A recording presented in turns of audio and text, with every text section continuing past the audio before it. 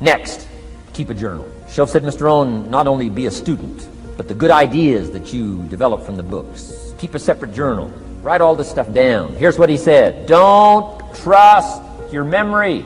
If you're serious about becoming wealthy and powerful and sophisticated and healthy, influential, cultured, unique, keep a journal.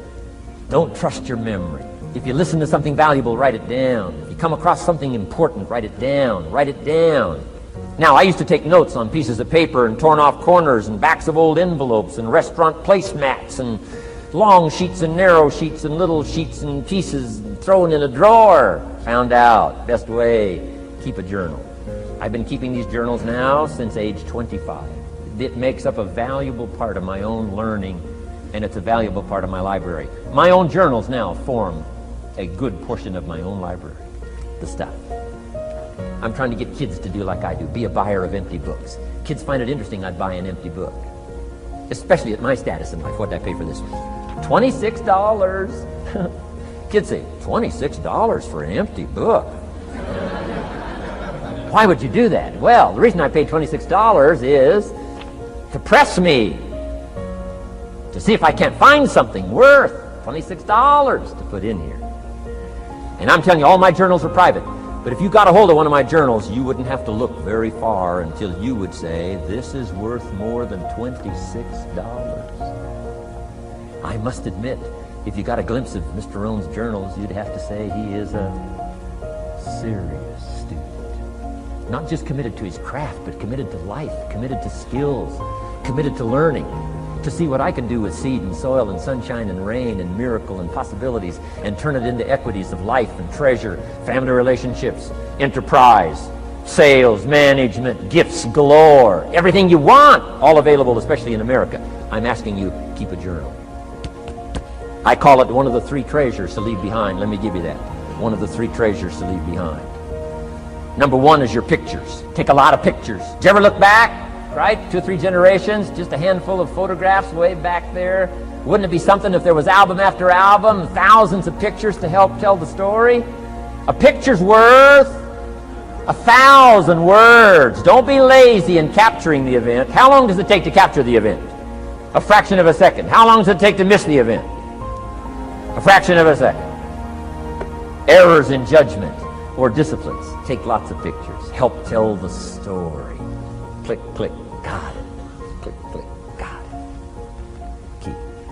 I go to Taiwan to lecture. Taipei, Taiwan. Grand Hotel.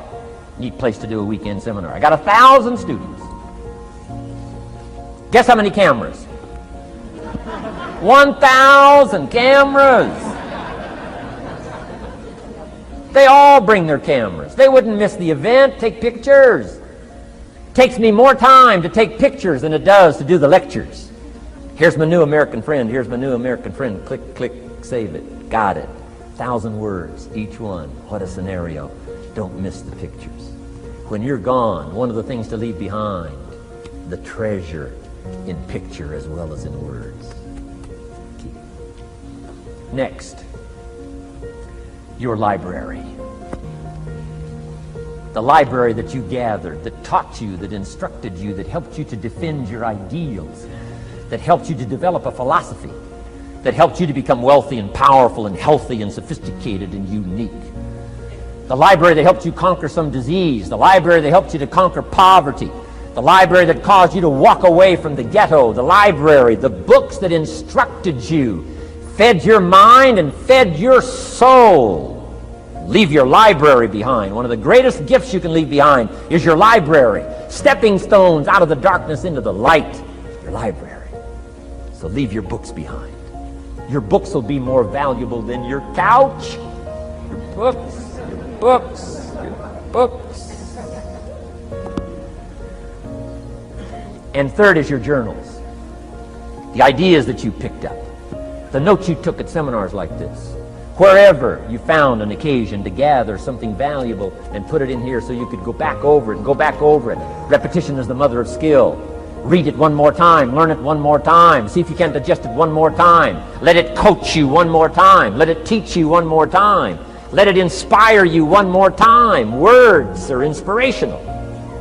The lyrics of a song And not just read it once. That's why we put our stuff on cassettes, so you can go through it again and again and again. If you hear a beautiful song that does something to you, you don't say, well, that's enough, don't need to hear that again. No. Wouldn't you want to hear it again, hear it again, hear it again? Let it instruct you. Let it feed you. Let it teach you. Take you on wings of emotional journeys. Wouldn't you want to do that again? The answer is yes. That's what's so important.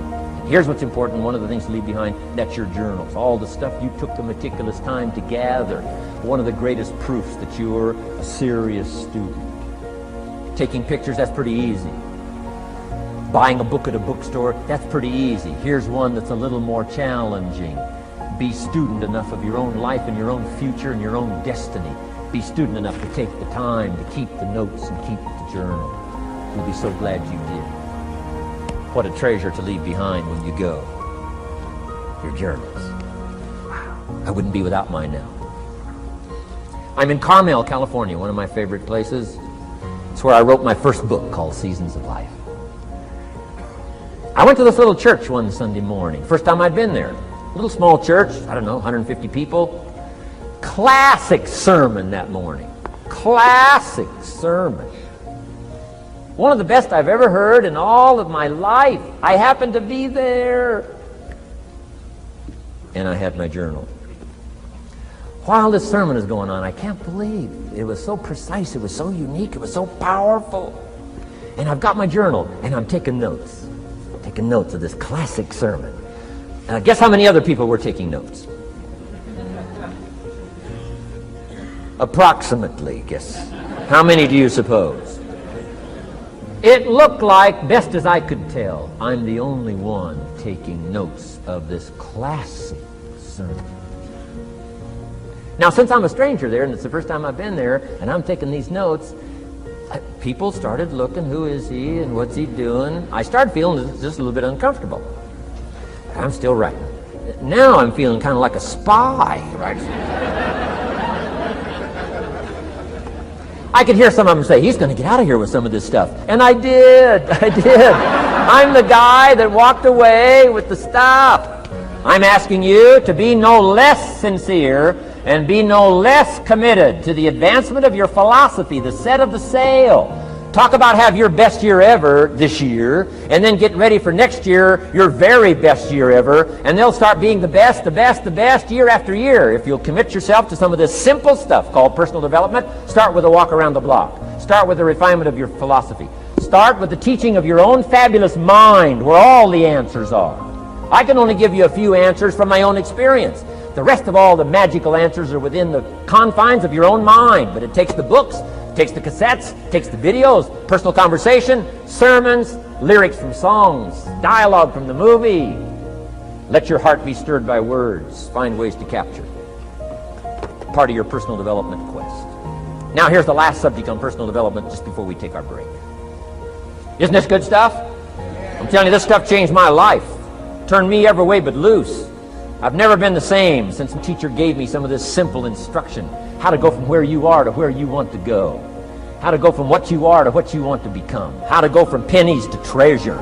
How to go from nothing to fortune. It's all within the confines of this stuff that I've been trying to share with you. Laboring best I can. Words are clumsy when you try in your experience. But I'm doing my best today, and I'm excited about it. Appreciate you taking all these good notes.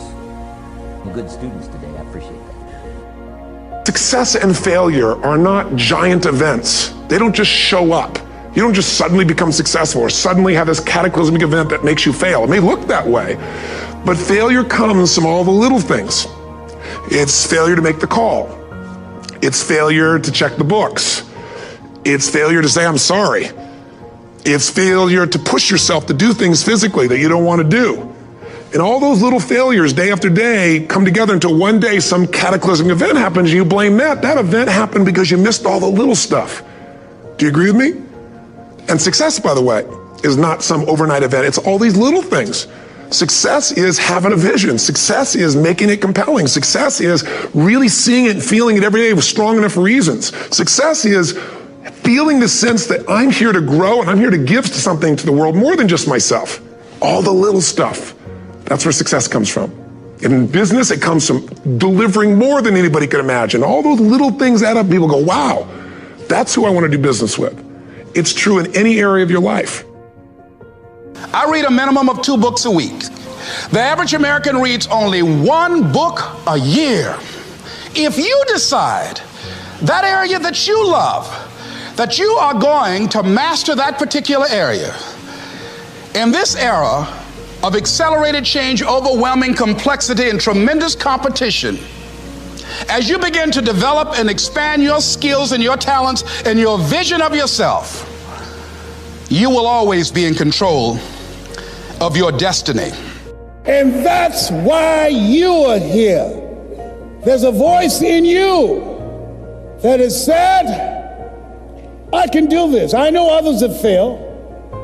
I can do this. I know others have said that I can't do it. I've had setbacks in life. How many of you had some failures? Raise your hands, please. How many of you had some no's in your life? Raise your hands, please. Shake someone's hand on your right and left and say, make no your vitamin. Ladies and gentlemen, if you want to make it in life, you got to make no your vitamin. You've got to know every no brings you a step closer to a yes. Anybody can stop because someone said no. But there's something in you, in your heart of hearts, that's saying, I'm not a quitter. There's something in you that says, I've got the will to do it. There's something in you that says, I'm going to find a way. The fact that these feelings are normal, okay? Normal just means you're used to them, but you don't have to live with them. So even though you're so used to these negative feelings and these feelings of doubt, you still don't like them. You still have the ability to stop that. So I want you to think of a moment in time when you were really happy. Like, it could be a memory from being little, it could be something that you dream of doing. And I want you to come up with something really specific about that moment, okay? Like, think about what you were wearing, or think about the blue sky. That is going to be what I call your anchor thought. Every time from this moment forward that you wake up or you find yourself drifting to those normal feelings of, I'm a loser, I'm worthless, I'm never going to find love. They may be things that you're used to thinking, but that doesn't matter, because you can change them. The second that you feel that, you've drifted over into that thought, and I keep coming over here because when you start using the rule, you're going to start to literally feel which part of your mind you're using. The worries kind of happen here. I want you to 5, 4, 3, 2, 1, and then I want you to insert this vision of yourself where you felt really good. And if you can't think of one, invent one. How would you feel if you were in love? How would you feel if you loved yourself? How would you feel if you did that thing that you're scared of, that you keep talking yourself out of? That's your anchor thought. Now, when you first start using the rule, particularly when you're breaking a habit of thinking negative thoughts, when you first start doing it, you may need to use the 5-second rule 73 times in one day. That's okay. I had to do it like that when I was first using the rule to cure myself of anxiety. When I would start to worry about anything, I'd start to worry about, my kids, or I'd start to worry about money, and I'd feel my thoughts drift, and then I'd start to feel my heart race. I would stabilize my thoughts, 5, 4, 3, 2, 1. I'd activate my prefrontal cortex, lower the worries, on the other side, and then I would start to think about something that actually made me feel really calm or excited. That is the battle of your mind. And the other thing about normal that I just want to say is that the reason why it feels normal to doubt yourself and to have low self-worth is because you've thought this so long. It's become a pattern, just like chewing your nails becomes a pattern of behavior that you don't think about. Well, the cool thing is that based on science, you can actually change any pattern, even a thinking one. So use the 5-second rule. Every single time you catch yourself thinking the nasty stuff, and then activate your prefrontal cortex and force yourself to think something positive.